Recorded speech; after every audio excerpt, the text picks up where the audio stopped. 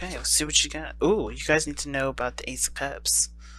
Love. What about the Ace of Cups do they need to know? Other than starting in the beginning with love, going in, opening their heart to something new.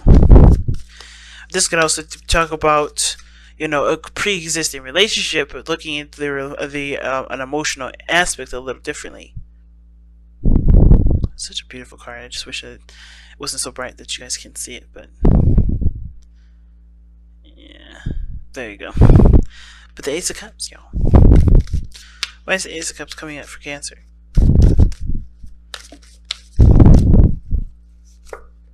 Because the Three of Coins. Why is the Three of Coins coming out for the Ace of Cups?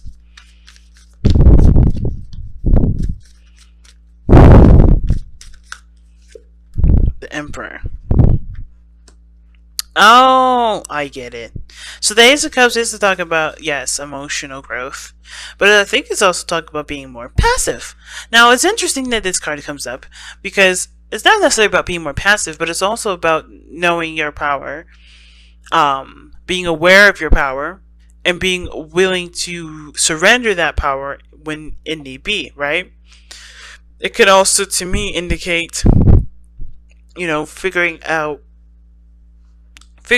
what it is that you want. What is it that you are truly desire? Because the Ace of Cups can also mean that too, right? Just like the Page of Cups, right? Page of Cups does mean a desired outcome, or just, excuse me, not a desired outcome, but your dream, what you want, right? It's a cultivation of it. It may not be like the ultimate dream, like the Ace of Cups, but it's softer. And this one is talking about the ultimate dream. At least the dream that will, inspire you to take action and go for it. And for some of you guys are just starting to understand, or starting to look at what that desire is, because you have the Three of Coins there. Now, the Three of Coins, as we all know, talks about the future, talks about planning for the future, seeing if there's a future to be gained from the situation that you're in, right? Seeing what needs to be done, how to strategizing, what steps need to be taken for a certain outcome to be had, right? So, from what the situation is looking like, there is a lot of weight on something that you've been wanting, Cancer, and there's plans and steps ahead to do it. And I don't think you're doing this alone.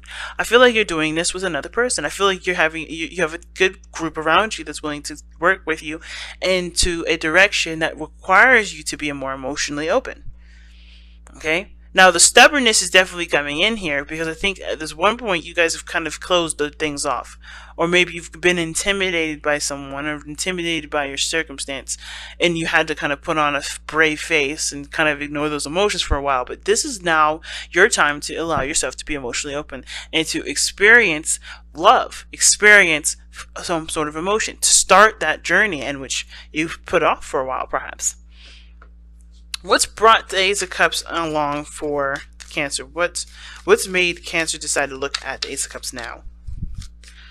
What's made Cancer decide to look at the Ace of Cups now? That's a good question, right, y'all?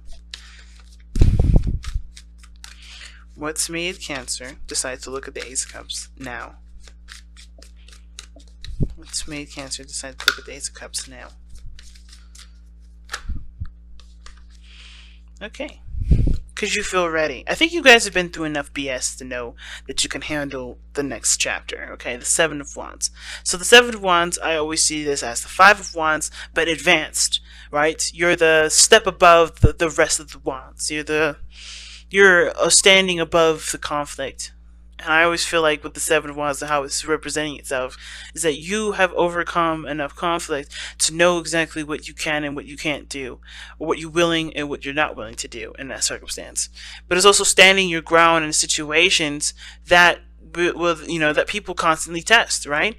So for a lot of us, it could be that a certain career that we're after, and maybe you have our parents telling us that we need to be doctors, we need to be scientists, we need to be lawyers, and you have to stand your ground on this, because not only do you have a real group of people here that's willing to help you get to where you want to be, but you also have individuals that are telling you to do something else because they want to protect you. But you only know what's right for you, and that's where the stubbornness, I believe, does come in for you. Stubbornness to continue to go towards what you truly desire and go towards who you truly love, because people that are only doing their best to protect you. Because I feel like when it comes to the emperor is very difficult, very harsh, can be harsh, very stern and very disciplinarian, because he's the father, right? He is only looking out for the best interest of his people, looking out for the only best interest of his kingdom. Think of, and I see the emperor, and it's really weird to see the emperor as some sort of family card, but I see him as the disciplinary, the harsh truth, the harsh truths of, of our families. A lot of times, that part of our families that make, that have all those rules, that have all those standards, that have all those things, they represent the emperor to me. Because without those structures, without those, non-compromising, unwavering rules, there would be no safety. There would be no safety net. And you guys are challenging that now. And I feel like you're challenging that with the people that truly see you for who you are and want you to be happy. Because here's the thing, I don't see any difference between the Three of Pentacles and the Emperor. Because everybody is truly wanting to get you to be happy. But they also want you to be safe, which is why you have people who are willing to put themselves on the line to help you. And that's why you also have people standing against you. That's what it feels like. But these people truly are not there to be against you. I think they do it because they want to protect you. Something about protection is a big thing here. Okay, the Emperor in the Seven of Wands, that's defensive because of something that they have serious pride in, something that they protect, something that's theirs. And I feel like with this kind of combination, there's people around you that want to work with you, but then there's people around you that are trying to protect you from hurting yourself. But they don't know any better than you know about a situation, about anything. So you have to trust yourself. You have to believe that what path you're going is the best path for you, because their path is the path that they went on, and it may not have worked out for them. But nobody is cookie cutter, especially not you. You are special. You're different, and you can experience anything you want to experience with the understanding that there is certain pitfalls or different advantages that you may have from different people that have gone through the same thing, but you have to experience it the way you experience it, which is why the Seven of Wands is coming up. You have to find the uniqueness and stand by that uniqueness against all odds, against every odd. And not to treat it like it's people that's trying to stand in your way, trying to knock you down, trying to make you, that's trying to get the best of you. It's not. I don't feel like this. Sometimes it could be, but I don't think it's this case. I feel like it's more someone a little more intimate, and the reason, and that for that reason, right? You can't see it as someone trying to knock you down and not make you, trying to keep you from being happy. These are people I feel like are trying to keep you safe. I'll even clarify that. Why is the Seven of Wands coming up? Okay, Six of Wands. Six of Swords, rather. Six of Swords is coming up for the Seven of Wands immediately as I started shuffling. So, the reason why the Seven of Wands is coming up like this is because of the Six of Swords. Moving on, going through new pastures. Standing your ground in regards to the changes that you're going to be making in your life. And it may be hard to carry those changes out because it's, this is something that you're used to. Either something that you're used to, things won't be the same, but you have new horizons, you have new things to experience. And standing where you are, keeping from experiencing those things because it protects everybody else's fears and insecurities, it doesn't make you grow any bigger. It doesn't make you grow any better. So I think that's what's going on. It's like standing your ground in regards to where you're going. Even if you don't know yourself, at least it's in some sort of direction. And it's moving on and giving appreciation for the past, or giving appreciation for what you've been through and what these people are showing you, and what these people are trying to instill in you and keep you from doing. And truly keep those in mind as you continue to travel your life, right? As you continue to journey. How is this affecting their love life specifically? How is this affecting their love life specifically? How is it affecting Cancer's love life specifically? How is it affecting Cancer's love life specifically? How is it affecting Cancer's love life specifically?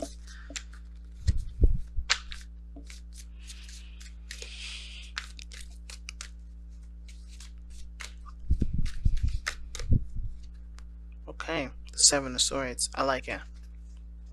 Why is the Seven of Swords coming up for why the Ace of Cups and their relationships with people affecting their love lives?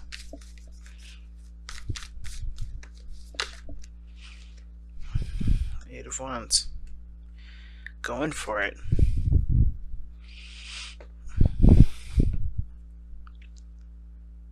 Some of you may have to do this by yourself before announcing it first. I think that the situation is that you kind of how does this affecting your love life? Well, you're taking the steps in a very sneaky manner. You're not necessarily keeping this, it's not like an affair or anything, but I do feel like this is something that you're keeping to yourself for a little bit.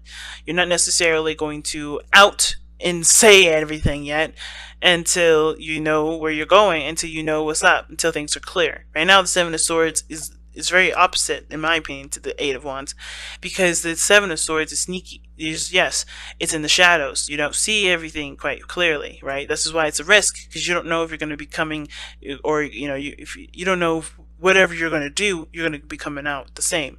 You don't know if you're going to be doing anything the way that you expect things to go or want things to go, because the Seven of Swords is a risk, while the Eight of Wands is clear. It's things are happening. There's no confusion. There's no anything, right? And lovingly, it's a progression from the 7 to the 8. I like that, because this tells me that there is some things that you're going for, and it does require maybe this starts by you falling in love, but keeping it to yourself, or going after something and doing it in a way that gets you the experience that you need, but it doesn't necessarily put the spotlight on you. Right now, you're trying to, it's almost like you kind of want to do something on your own a little bit first before you announce it to everybody. Something's like, because of the Seven of Swords, it's almost like you're trying to keep something to yourself, or the best thing to do right now is to keep it to yourself.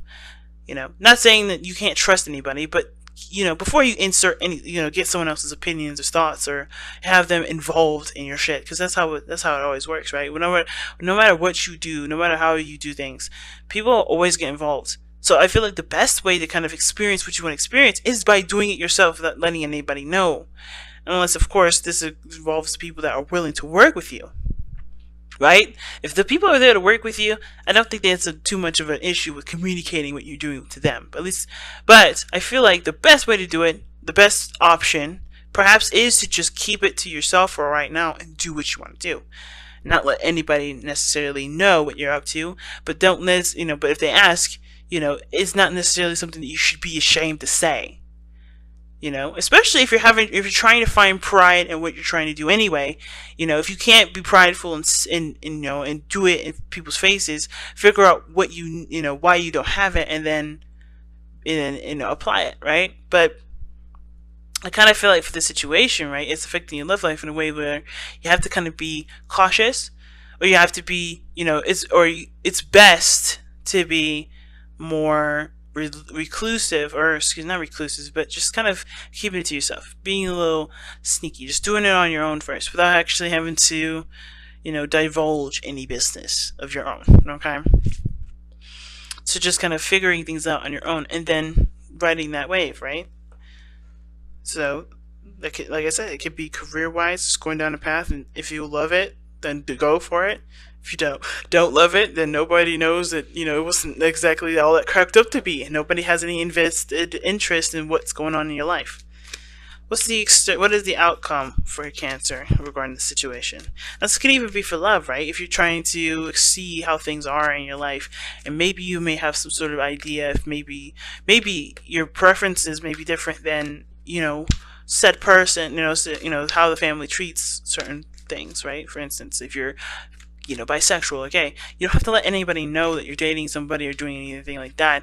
It's cool to have conversations and get more information about it, but you don't have to out yourself. You don't have to express, doesn't mean that it's a bad thing to let anybody know that you're bi-curious or whatever. If you're having preferences, if your preferences are changing, if your idea of life changes, if your sort of style of relationships changing, like, it doesn't have to be just sexual preference. It doesn't have to be your sex in general. It could be that you may think you're monogamous, but then you are okay with polygamy, right? It could be all those different things that pop up, but All of this is going to require you to take time for yourself to figure out and experiment and see if those are exactly some things that, you know, if those apply to you. So what is the outcome for Cancer? What is the outcome for Cancer?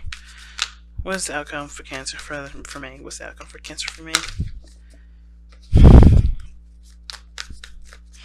What's the outcome for Cancer?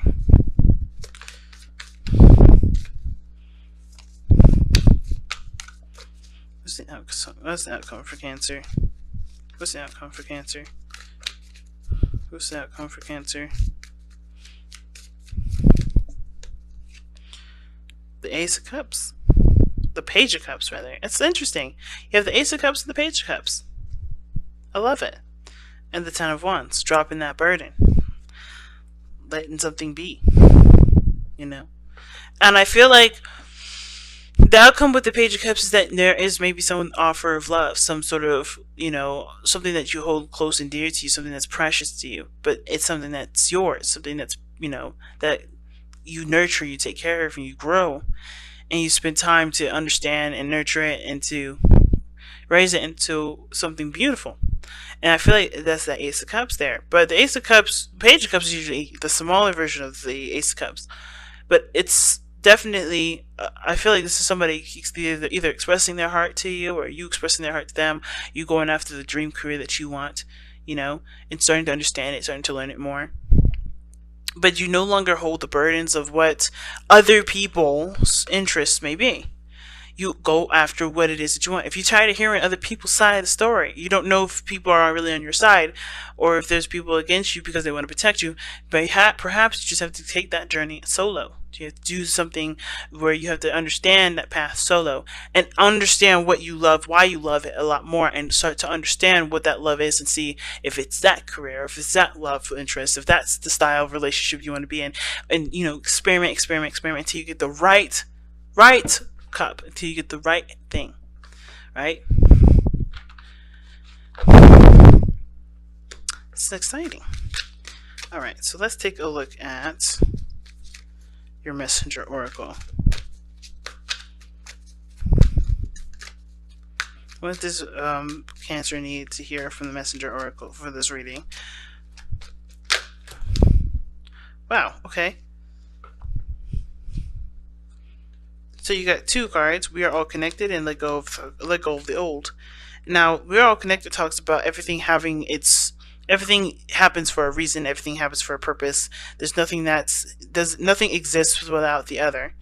And if you're finding coincidences in situations, it could be because there's something that's tying you to something that's going to happen later on, or it's more so like if you find these coincidences in your life that wrap pretty darn coincidentally together, it could lead you down a certain path, right?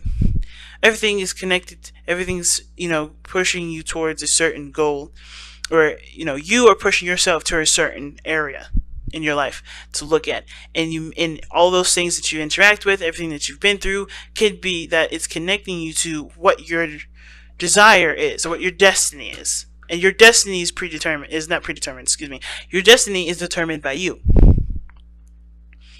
So you have to kind of allow, which is the Ace of Cups here, allow those, those understandings, those lessons in to understand what is bringing you to, I think. So with the let go of the old card, is not letting go of the traditions, the old ways of thinking, the old ways of believing, seeing things. If they aren't working for you, they are not for you to adopt. You have to let that be.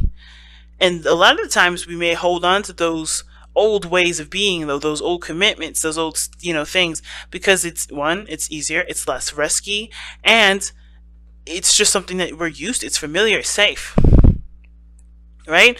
And I think the biggest thing is that for some of you guys really want to try something new. You guys want to experiment. You guys want to have fun.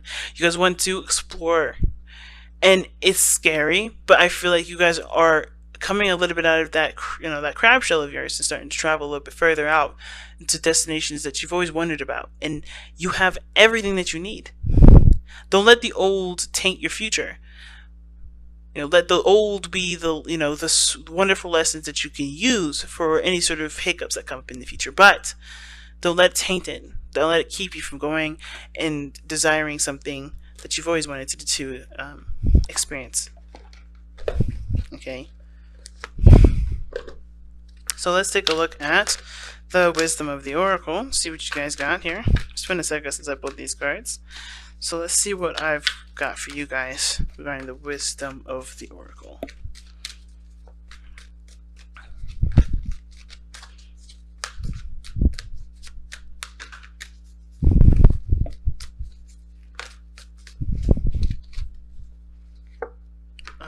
Never-ending story. And that means that talks about breaking patterns.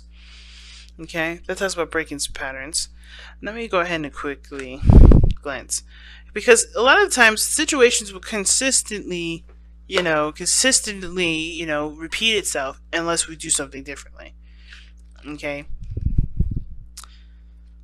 and that requires to put our foot down a lot of times. It's hard to do, but it's definitely something that was worth doing. Okay. So self-criticism, the wounded ego, and unnecessary dramas. I'm gonna read you the oracle message. Shit. This is a story woven through the imperfect fabric of life that tells us of pain and loss, rejection and humiliation, self-loathing and arrogance, and all manners of suffering born of unnecessary dramas. It's the old story whose refrain is that you cannot do this, you must not go there, you should not say that. Like I said, people trying to protect you, right? Lest your world come crumbling down.